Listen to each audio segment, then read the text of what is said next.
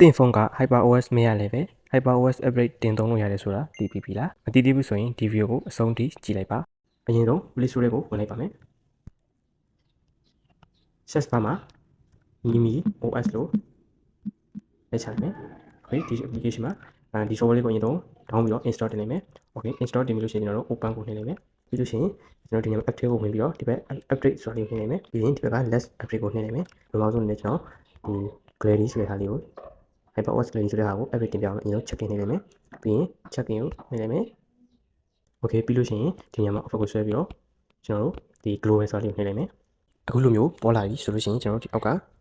အောက်ဆုံးအောင်ဆွဲလိုက်မယ်ဒီမှာ global ဆိုပေါ်လာရင်အပေါ်ဆုံးကအားလေးကိုထောင်းလိုက်ပါမယ် Okay ဒီမှာ download ဆိုတဲ့ second လေးကိုစောင့်လိုက်မယ်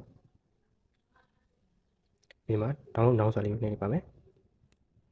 ဒီမှာဆိုရင် download ပါပြီ download file လေးတွေ့ပါပြီဒါလေးကိုကြည့်အောင်စောင့်လိုက်ပါမယ်အခုလိုမျိုး down ပြီးသွားပြီဆိုရင်ကျွန်တော်တို့ဒီဟာလေးကိုနှိပ်လိုက်မယ်နှိပ်ပြီးဒီမှာအခုလိုမျိုး update လုပ်ပြီးပေါ်လာပါလိမ့်မယ် update နှိပ်လိုက်မယ်အဲဒါ install နေစောင့်နေပါမယ်အခုလိုဖြစ်သွားဆိုရင်ပြန်ထွက်လိုက်မယ်နှိပ်ပြီးတော့ပြင်ထွက်ပြီးတော့ခုနက Glady ကိုပြင်ကြည့်မယ်ဒါဆိုရင်ကျွန်တော်ဒါ HyperOS version ပုံစံကျွန်တော်ဖြစ်သွားပြီဖြစ်ပါတယ်ဒါ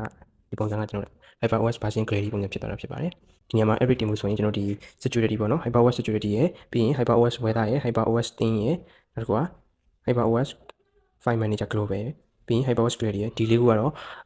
error မရှိဘူးပေါ့နော်တင်လို့ရပါတယ်ဒီအောက်ကဟာတွေကတော့တင်လို့